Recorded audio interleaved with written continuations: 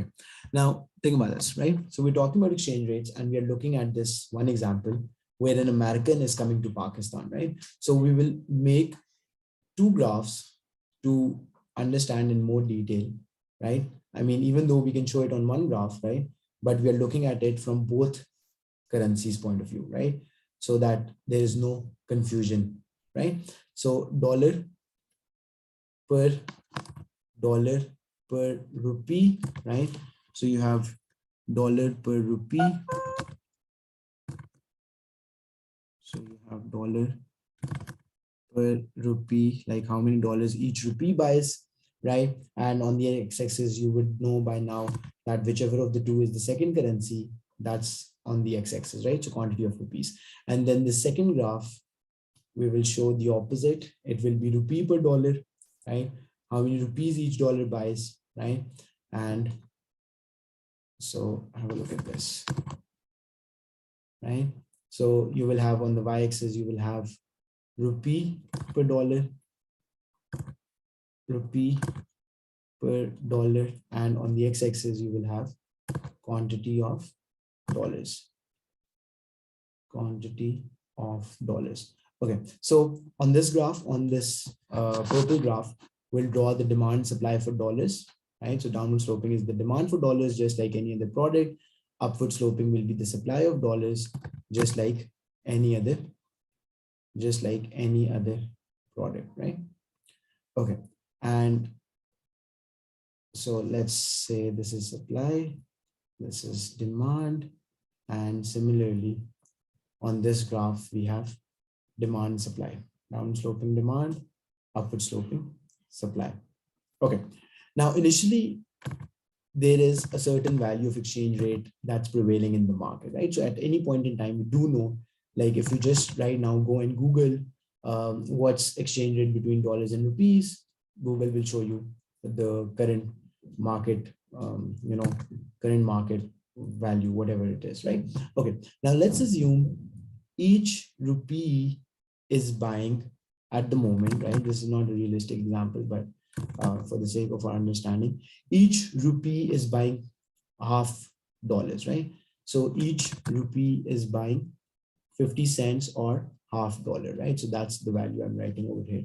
And on this graph, how much would it be? On this graph, it will be, right? Now, how many rupees each dollar buys? So if this is 1 rupee is buying 50 cents, then it means that each dollar will buy you 2 rupees, 2 rupees per dollar. Easy, because this is how we convert it, right? Simple, shouldn't be very confusing. Okay. Now, this being said, students, let's talk about this. Now, the example that we will discuss, the first one, is an American. Currently, the markets are in equilibrium, right? An American, right, travels from, is traveling to Pakistan, right? Now, when this happens, how will this affect the exchange rate market? So let's say no other change is taking place. This is the only change that is taking place, that one American or perhaps a group of Americans are traveling to Pakistan for tourism, right? Now, how will we show this change in the exchange rate on the exchange rate market on these two graphs? Can you guys tell me? Right. So what do we need to show here? So first of all, I want you to imagine in your head that what will this group of people do? Before they board on their plane to Pakistan, they will go and visit their bank. When they go and visit their bank, which currency will they supply and which currency will they demand? That's the only thing that you need to think about. And everything else will be simple and easy. Right? So before coming to Pakistan, they go to the bank to convert one currency into another currency. Which currency they are supplying? Just like I explained you in a bit, right? And which currency will they demand? That's all what you have to think about, right? So supply of dollars, very good, Johan. Supply of dollars will increase and demand for rupees will increase. Very good. Supply of dollars increase and demand for rupees. Exactly. Excellent, right? Think about this, students. The idea is fairly simple, right? So where's dollars, right? So this is the graph for dollars, right? So supply of dollars will shift to the right. Why? Because when they go to bank, which currency they gave to the bank? dollars, right? So supply of dollars is increasing. And since we are showing supply and demand for dollars on this graph, how do we know? Because quantity of dollars we are showing on this right graph, right? So supply of dollars will shift to the right, and you can see for yourself what will that do. That will reduce. This is known as depreciation of exchange rate. That means that now each dollar would buy less, right? So now each dollar buys only 1 rupee, right? So the value of dollar depreciated against rupees. That's the language we use, right? So when there's more supply of dollars in the market, why? Because a group of Americans are coming to Pakistan, so they supplied their currency, which is dollars, and in exchange they bought rupees.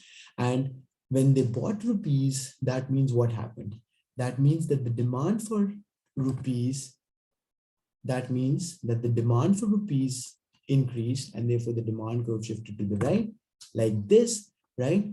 And so in this case, the exchange rate value is going up, right? Because obviously if one currency is going down, the other currency has to go up, because value of one currency in terms of another, that's what exchange rate is. Now you can see for yourself, previously each rupee used to buy $0.50. Now each rupee would buy you $1. So again, the market has reached its equilibrium. Rupee has appreciated, dollar has depreciated. I was explaining you about dollars. Yeah. Rupee has appreciated in this example, right? And dollar has depreciated, right? So whenever one currency appreciates, I mean, that should be obvious. Whenever one currency appreciates in exchange rate, the other currency will depreciate. Got it? Easy. Okay. Now let's take some more examples. So let's say an American, right? An American wants to invest in Pakistan. Now you guys tell me, an American company, let's say, wants to invest in Pakistan. What will that do? Think about it, and then I want everyone to answer me. An American company wants to invest in Pakistan. How will we show this change on these graphs? Right. Again, supply of dollars will increase and demand for rupees will increase, right? Exactly the same change. How? Again, when the company is investing in Pakistan, right? At some point in time, they will need to convert their investment, which is in dollars, into local currency, which is rupees. So they go to bank, they supply dollars, right? And in exchange, they buy rupees, because that's the currency in which they will pay the wages of their workers, in which they will pay the rent of their office space, whatever it is, right? And they will pay their electricity charges and so on and so forth, right? So is everyone clear on this, right? Right? Is it making sense, students? Very nice, right? Okay, now let's take another example. So we have already discussed it, but let's discuss it again. So let's say Pakistan, no, not Pakistan, right? Pakistanis have started importing more from Amazon. So when Pakistanis start importing more from Amazon, how will you show that on these graphs? Pakistanis have started importing more from Amazon, right? Yeah. I will show that. Think about this. So what will be the underlying mechanism that will take place when a Pakistani imports something from Amazon, right? How will we show that? Supply of rupees will increase and the demand for Amazon currency, right? Exactly. So let's assume dollars, right? So dollars, exactly. Yes. Yes, correct, right? Is this correct, students? Supply for rupees goes up and demand for dollars go up. Exactly, right? Because think about this. Even though you're paying in rupees, but at some point in time, now this might be a little confusing, but I'm sure you'll be able to understand. So even though the person who is buying from Amazon, right, is paying in the local currency. So I use my local card, which has, the currency in the local, like, which has rupees in it, right? But at some point in time, my local currency will be converted into, right? Will be converted into dollars, right? I've paid in rupees to Amazon, but what will Amazon do? Amazon will obviously not want to hold rupees. Of what good are rupees to Amazon, right? The employees of Amazon are paid in dollars and all that, right? So they supply that currency to the bank, and in exchange, they take dollars from the bank, right? So the currency that's being supplied, again, the supply of that currency will increase, which is rupees in this case, and the currency that was bought from the bank, the currency which was bought from the bank, which is dollars in this case, the demand for that currency will increase, right?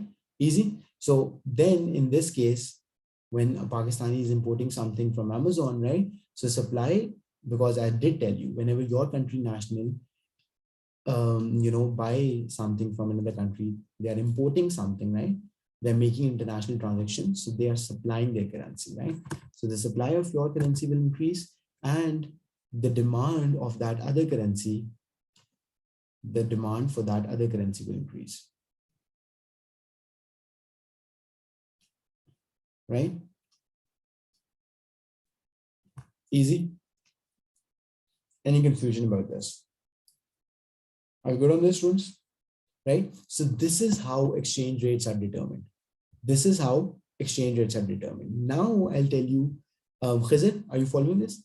Now this exchange rates that we discussed are known as free floating exchange rate.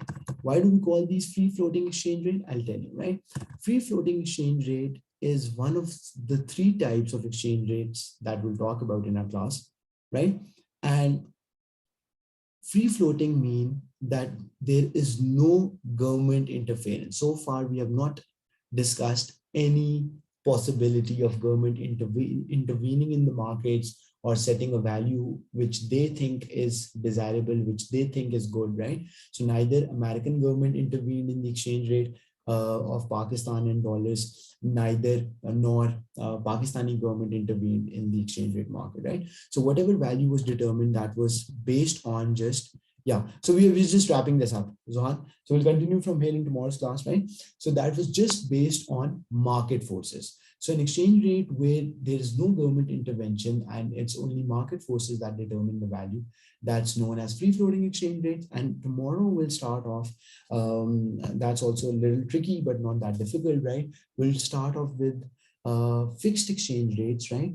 And that is where you will get to understand, right? Because not always exchange rates are free floating, right? A lot of times we see in the world that, governments intervene and they set their own value, which they think is desirable. So it is then that these exchange rates are known as fixed exchange rate, right? Which involves some government intervention. And then towards the end, we'll talk about managed exchange rates, which is also kind of a mix between free floating. So managed exchange rates are basically a mixture of free floating and fixed exchange rates. But we'll discuss all of this in tomorrow's class, right? So the basic fundamental, way how exchange rates are determined, you guys have already understood it today. And then tomorrow we'll build on this, right? Okay, so I'll see you tomorrow. Take care and have a good evening. Bye.